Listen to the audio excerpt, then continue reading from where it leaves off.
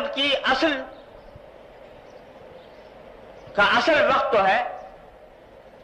آخر شب، آخری رات کا جو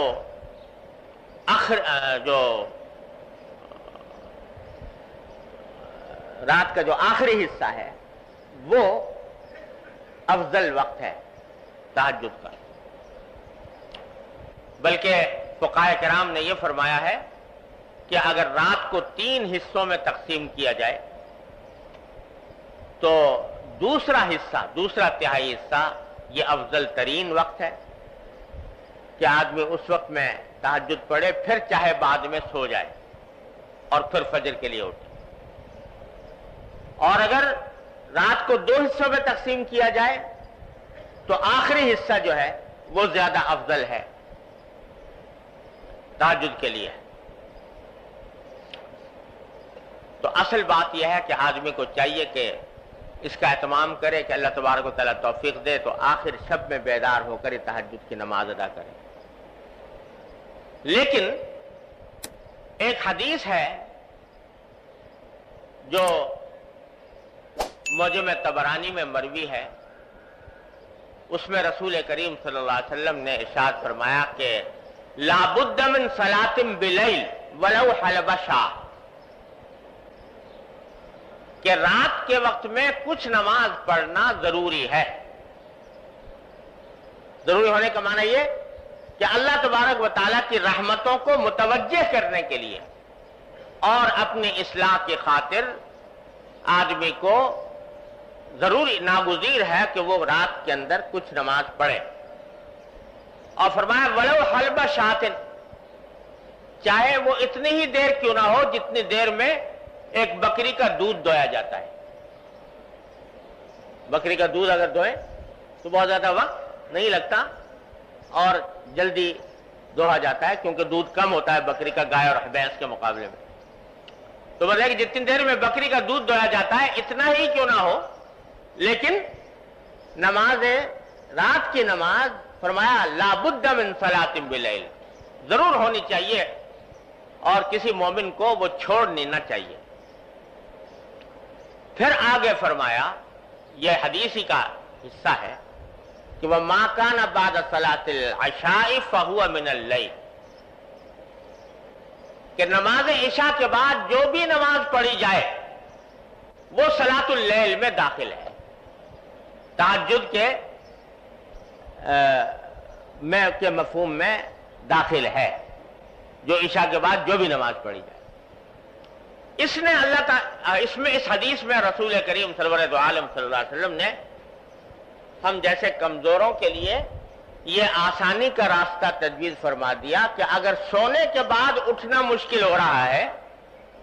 تو اول شب میں نماز عشاء پڑھنے کے بعد بھی اگر کچھ نماز تہجد کی نیت سے صلاۃ اللیل کی نیت سے پڑھ لی جائے تو انشاءاللہ تہجد اور صلاۃ اللیل کی برکات سے محرومی نہیں ہوگی۔ اس لیے بزرگ فرماتے ہیں کہ آدمی کو کوشش تو پوری یہ کرنی چاہیے کہ آخر شب میں اٹھ جائے، لیکن اگر اس کی عادت نہیں پڑی یا کوئی عارض درپیش ہے تو نماز عشاء کے بعد اور وتر سے پہلے اور عشاء کے بعد کچھ رکعتیں پڑھنے کا معمول بنا لے بنیت تہجد بنیت صلاۃ اللیل۔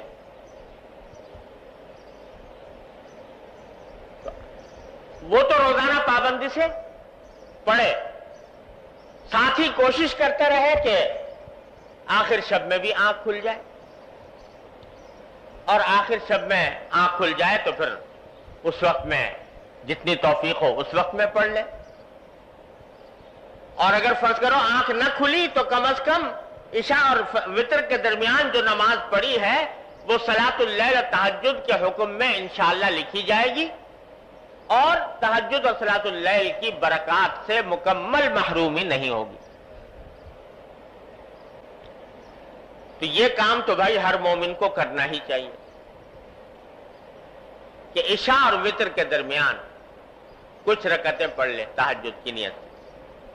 4 پڑھ لے، 6 پڑھ لے، 8 پڑھ لے، جتنی توفیق ہو اتنی پڑھ لے، اور پھر کوشش ساتھ میں یہ بھی رہے. لیکن اس کا مطلب یہ نہیں ہے کہ اس پر اکتفا کر کے بیٹھ جائے، بلکہ اپنی یہ کوشش جاری رکھے کہ آخر شب میں بھی میں اٹھوں، اور جب اٹھ جائے تو اس وقت کی نماز بھی ادا کر لے. اور جیسا میں نے عرض کیا کہ یوں تو نماز تہجد کے لیے کوئی خاص تعداد اس طرح کی مقرر نہیں ہے کہ بھئی اتنی ہی پڑھنی ہے ضرور، جتنے بھی موقع مل جائے، 2 پڑھ لے، 4 پڑھ لے، 6 پڑھ لے، 8 پڑھ لے، 10 پڑھ لے، 12 پڑھ لے، سب جائز ہے. اور اس میں سے کچھ اول شب میں پڑھ لیں، کچھ آخر شب میں پڑھ لیں، یہ بھی جائز ہے. اور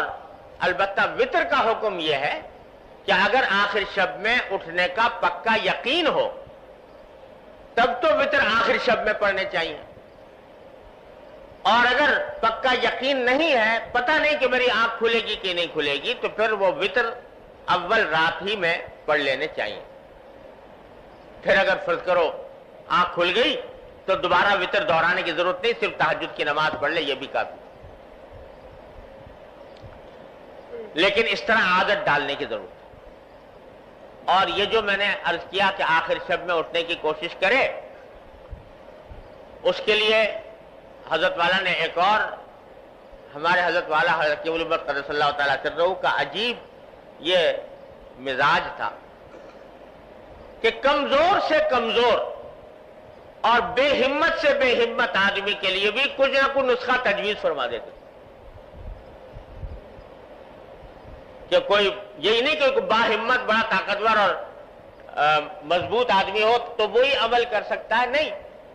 جو کمزور ہیں، بے ہمت ہیں،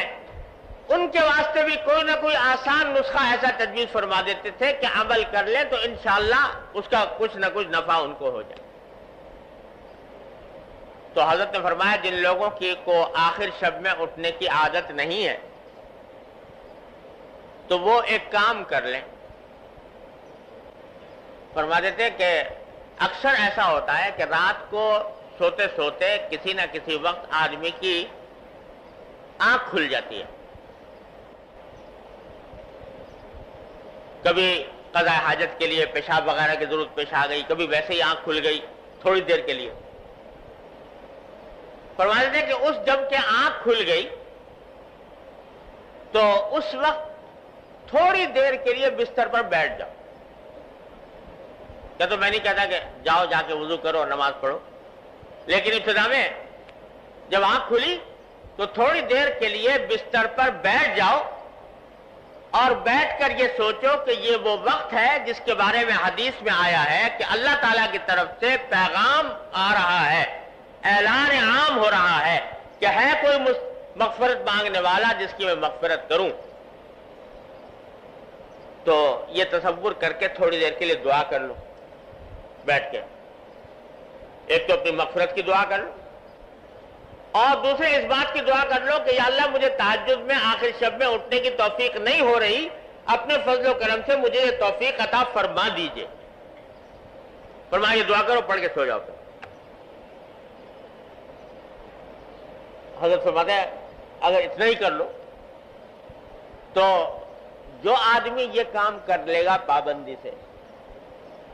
تو انشاءاللہ اللہ تعالیٰ کی طرف سے اس کو توفیق ہوگی اور ضرور ہوگی انشاءاللہ، اگر پابندی سے یہ کام کر لے.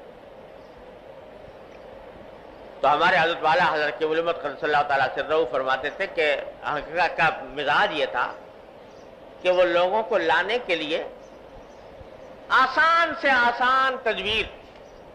بتاتے تھے. جیسے دانہ ڈالا جاتا ہے نا جانور کو، تو اس طریقے سے دانہ ڈالتے تھے. اور تجربہ یہ ہے کہ جو شخص یہ کام کر لے گا